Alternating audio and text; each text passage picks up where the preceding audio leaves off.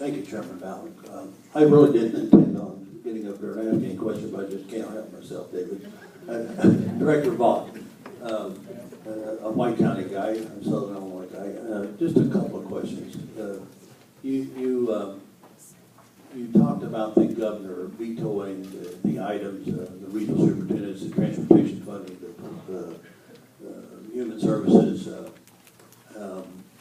and that he looked at this and decided that in order to be able to manage this budget, he had to make those vetoes in the budget. I guess my question to you is, it's my recollection that the governor signed this budget very quickly.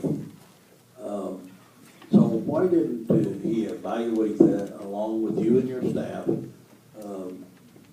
during the process of passing the budget to where he could have vetoed that budget, sent it back to us, and maybe we could have corrected this early on? And quite frankly, what's disturbing about this is to put these communities and these employees through this hassle. You know, we're devastating communities like Murphysboro and the other communities around over the state, because these employees are not spending the money that they normally would. I'm sure that the day the announcement came out, they ran home from work that day and told the family, hey, no more spending.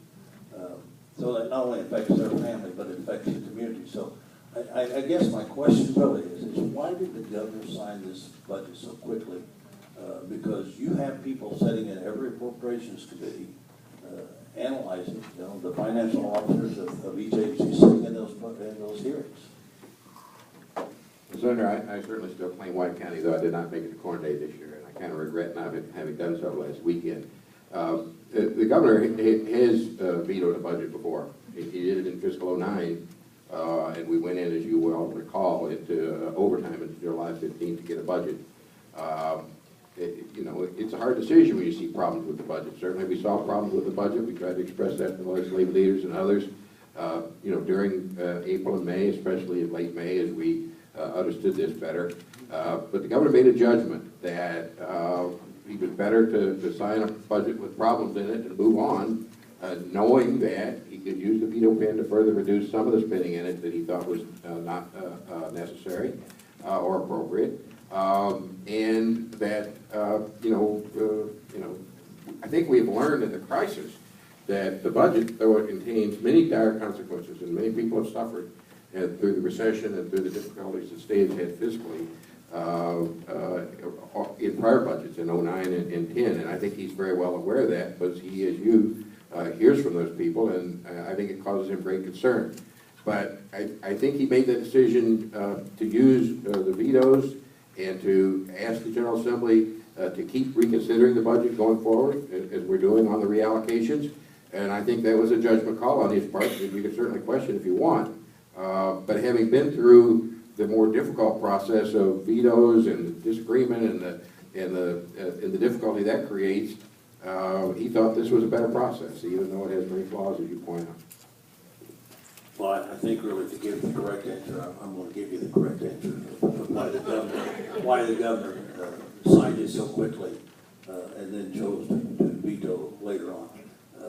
You've talked to some of us today. I know you talked to appropriations meetings in Chicago yesterday, because I saw you there while I was in Chicago at JCAR yesterday. And explaining it's not a supplemental bill that you want in veto session, it's a reallocation of funds.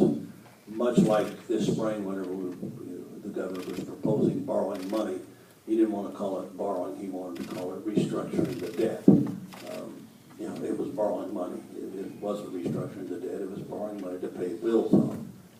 But I guess the answer is that as you and the governor are going around right now, trying to get support from the General Assembly, both Republicans and Democrats, to support the reallocation of funds, is what you call it. I call it a supplemental appropriations.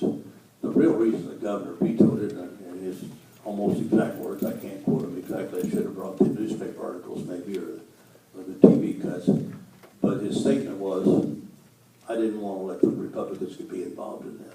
That was actually the statement that he made. Senator, you may remember his statement very precisely, because you were either there or heard it.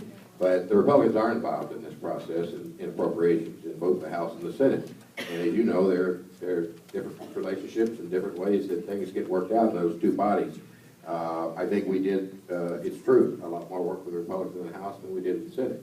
But that doesn't mean we didn't meet with the Republicans in the Senate. We didn't try to have a better relationship.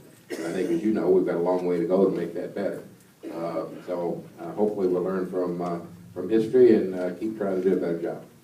Well, just a final thing, I would think that maybe you need to send a message along with the governor to all the agency's financial officers and your staff to do a little better job of observing the process